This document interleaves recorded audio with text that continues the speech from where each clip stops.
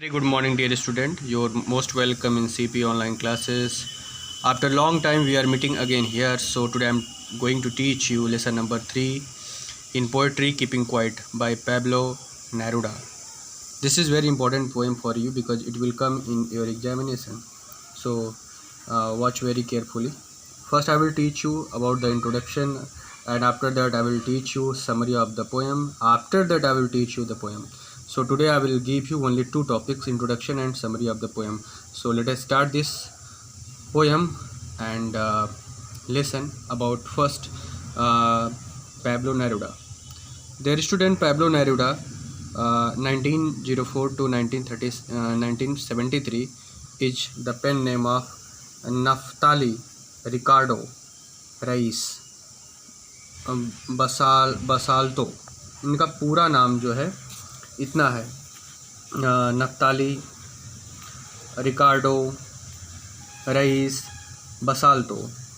अब इनका pen name का मतलब होता है बच्चों जिस नाम से कोई अपना काम करता है, जिस नाम से कोई अपना वर्क राइट करता है उसको पेन नेम कहते हैं.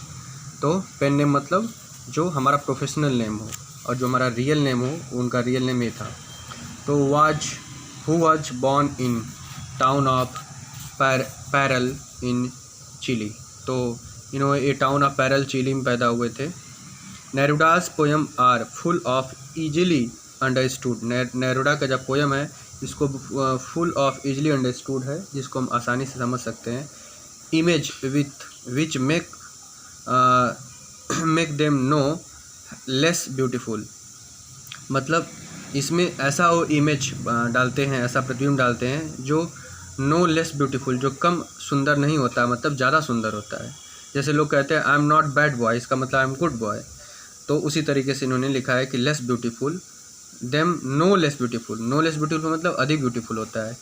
ही won the Nobel prize in literature in 1793. उनको 1793 में नोबेल प्राइज़ मिला, जो कि नोबेल आप जानते होंगे बहुत बड़ा पुरस्कार होता है, साहित्य के क्षेत्र में भी मिलता है. तो उनको 1971 में नोबेल प्राइज़ मिला. In this poem he talks about a strange striking thing. इसमें उन्होंने एक अलग तरीके का, अद्भुत तरीके का, स्ट्राइकिंग ज्वलंत मुद्दे को, अद्भुत थीम को, विषय को चुना है इसको राइट करने के लिए. It is basically an anti war poem. यह एक एंटी वार पोएम है.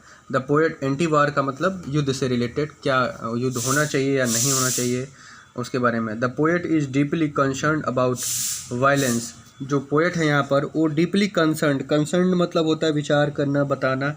अबाउट द वायलेंस के बारे में बताते हैं. क्रूएलिटी टू एनिमल्स, जो एनिमल्स के साथ क्रूएलिटी होता है, जातीयता होता है, उसके बारे में बता रहे हैं. जो एनिमल को लोग निर्दयता के साथ मार देते हैं. प्लाइट ऑफ मैनुअल वर्कर्स, जो किसानों की, जो वर्कर्स हैं, जो काम करने वाले कारीगर हैं, उनके बारे में, जो उनकी समस्या है उनके बारे में बताते हैं. Here the poet offers a very simple solution to many of our problems. यहाँ पर उन्हें सारे समस्याओं का एक सिंपल सा सॉल्यूशन दिया है.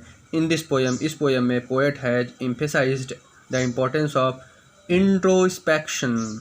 इस पोएम में पोएट ने एम्फेसाइज किया है, मतलब दबाव बनाया है. एम्फेसाइज मतलब जोर दिया है. द इम्पोर्टेंस ऑफ, महत्व को. इंट्रोस्पेक्शन मतलब होता है आत्मचिंतन, खुद के बारे में सोचना समझना के बारे में, कि भाई अपने बारे में आप इंट्रोस्पेक्शन करिए. वेयर आर यू रॉन्ग, कहाँ पर आप गलत हैं. तो इस पोएम को मैं अभी नरेट करता हूँ. सॉरी, पहले समरी को बता दूँ फिर पोएम बताऊँगा बच्चों.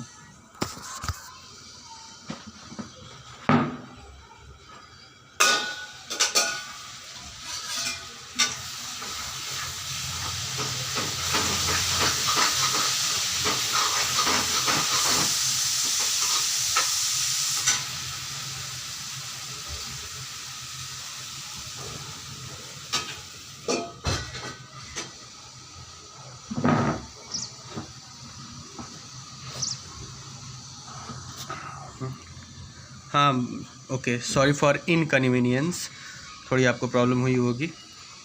तो फिर से आप देखिए, समरी देखो आप. The poet wants to be keep still till he counts up to 12. Poet यहाँ पर कहता है कि यदि आपको शांत रहना है, अपने आप को शांत करना है तो आप काउंट करिए 12 तक। The poet wants us to keep still till he counts up to 12। जब तक वह पोएट अब कहता है कि जब तक मैं 12 तक गिनता हूँ तब तक अपने आप को आप शांत रखिए, कीप स्टिल, एक जगह स्थिर रखिए। फॉर वंस, एक समय के लिए। Let us not talk any language, कोई भी बात न करो, एकदम शांत रहो, कोई किसी से कोई भी बात न करो, कोई भी लैंग्वेज में, किसी भी लैंग्वेज में या किसी तरीके की टॉकिंग मत करो। ऑन दिस अर्थ, इस पृथ्वी पर। He ask us to stop moving our arms. Arms मतलब होगा यहाँ पे